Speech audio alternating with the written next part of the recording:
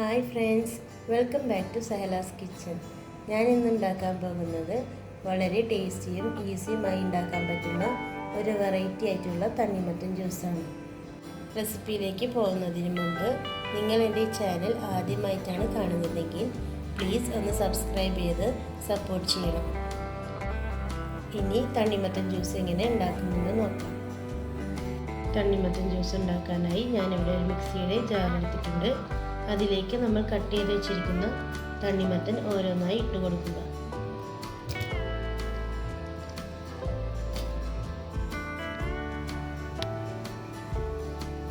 ഇതിലോട്ട് ഒരു പകുതി നാരങ്ങയുടെ നീര് ചേർത്ത് കൊടുക്കുക.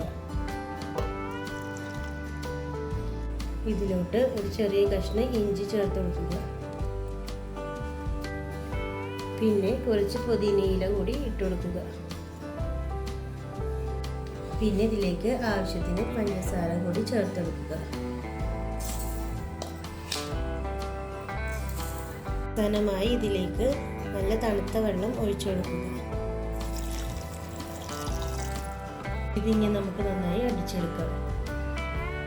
അപ്പോൾ നമ്മുടെ തണ്ണിമത്തൻ ജ്യൂസ് ഇവിടെ റെഡി ആയിട്ടുണ്ട്. ഇനി ഒരു അരിപ്പെടുത്ത് അത് അരിച്ചെടുത്ത് നമുക്കൊരു ഗ്ലാസ്സിലേക്ക് ഒഴിക്കാം.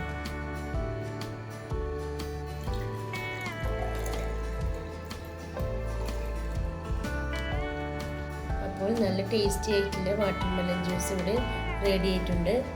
എല്ലാവരും ട്രൈ ചെയ്ത് നോക്കുക. ഇഷ്ടമായാൽ സബ്സ്ക്രൈബ് ചെയ്യാൻ മറക്കരുത്.